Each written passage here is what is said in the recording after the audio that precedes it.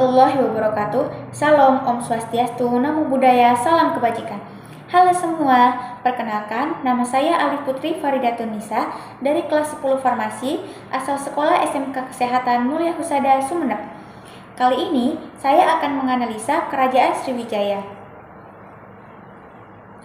Kerajaan Sriwijaya adalah salah satu kerajaan maritim terbesar yang pernah berdiri di Asia Tenggara. Berdiri sejak abad ke-7 hingga abad ke-13, kerajaan ini dikenal sebagai pusat perdagangan dan keagamaan Buddha yang berpengaruh di wilayah Nusantara dan sekitarnya. Sriwijaya memainkan peran strategis dalam sejarah karena posisinya yang menguasai jalur perdagangan internasional di Selat Malaka.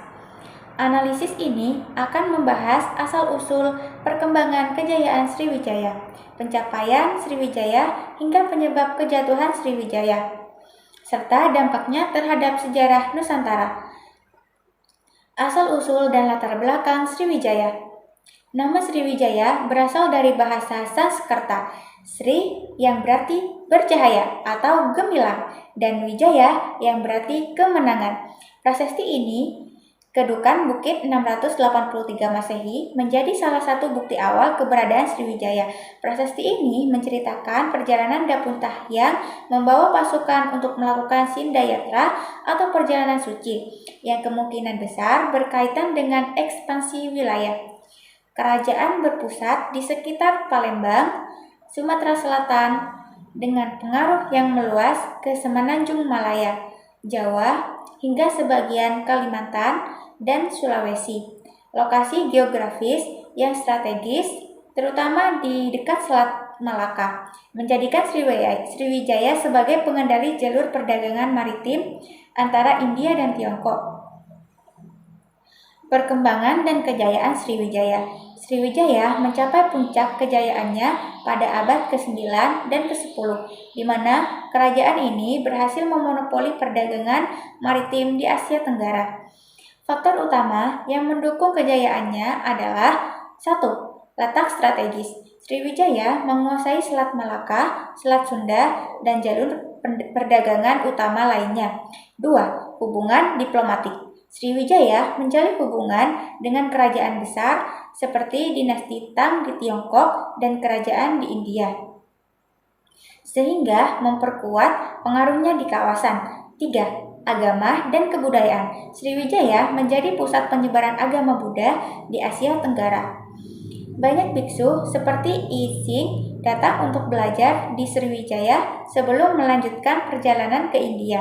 Selain itu, bangunan candi dan prasasti menjadi bukti peran Sriwijaya sebagai pusat kebudayaan.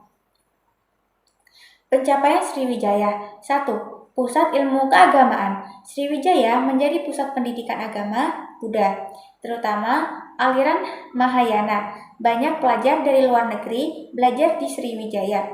2. Monopoli perdagangan. Sriwijaya berhasil menjadi penghubung perdagangan internasional yang menyediakan barang seperti rempah-rempah, emas, dan kayu cendana. 3. Penyatuan wilayah. Sriwijaya menguasai wilayah yang luas termasuk Semenanjung Malaya, Sumatera, sebagian Jawa, dan Kalimantan, sehingga memperkuat kontrolnya di Asia Tenggara. Penyebab kejatuhan Sriwijaya. Meskipun Sriwijaya berjaya selama beberapa abad, kerajaannya akhirnya mengalami kemunduran.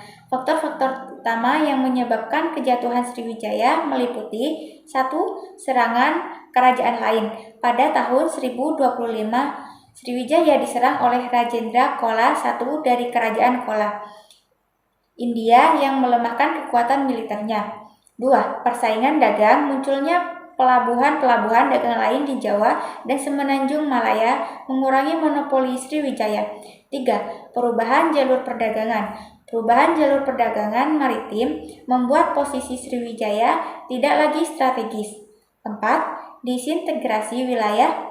Sriwijaya kehilangan kontrol atas daerah-daerah taklukannya, yang kemudian berdiri sebagai kerajaan mandiri seperti Melayu dan Majapahit. Dampak dan warisan Sriwijaya. Meskipun mengalami kejatuhan, warisan Sriwijaya tetap berpengaruh besar dalam sejarah Nusantara. Beberapa dampak penting dari Sriwijaya adalah: 1. Penyebaran agama Buddha. Sriwijaya menjadi pintu gerbang penyebaran agama Buddha di Asia Tenggara yang pengaruhnya dapat dilihat hingga kini, terutama di Thailand, Myanmar, dan Kamboja. 2. Jejak perdagangan. Sistem perdagangan maritim yang dikembangkan Sriwijaya menjadi fondasi bagi kerajaan-kerajaan maritim setelahnya, seperti Majapahit. 3. Warisan budaya. Prasasti dan peninggalan arkeologi Sriwijaya memberikan wawasan penting tentang sejarah, politik, dan budaya Nusantara pada masa lampau. Jadi, kesimpulannya adalah Kerajaan Sriwijaya adalah simbol kejayaan peradaban maritim di Nusantara dengan kekuatan politik, ekonomi, dan budaya yang luar biasa. Sriwijaya mampu mempengaruhi jalannya sejarah Asia Tenggara selama beberapa abad. Namun, seperti kerajaan besar lainnya, Sriwijaya tidak dapat menghindari kejatuhan akibat kombinasi ancaman eksternal, persaingan dagang, dan perubahan geopolitik. Meski demikian, warisan Sriwijaya tetap menjadi bukti kemegahan sejarah Nusantara dan kontribusinya bagi dunia. Demikian video dari saya, kurang lebihnya mohon maaf. Jika ada salah mohon dikoreksi.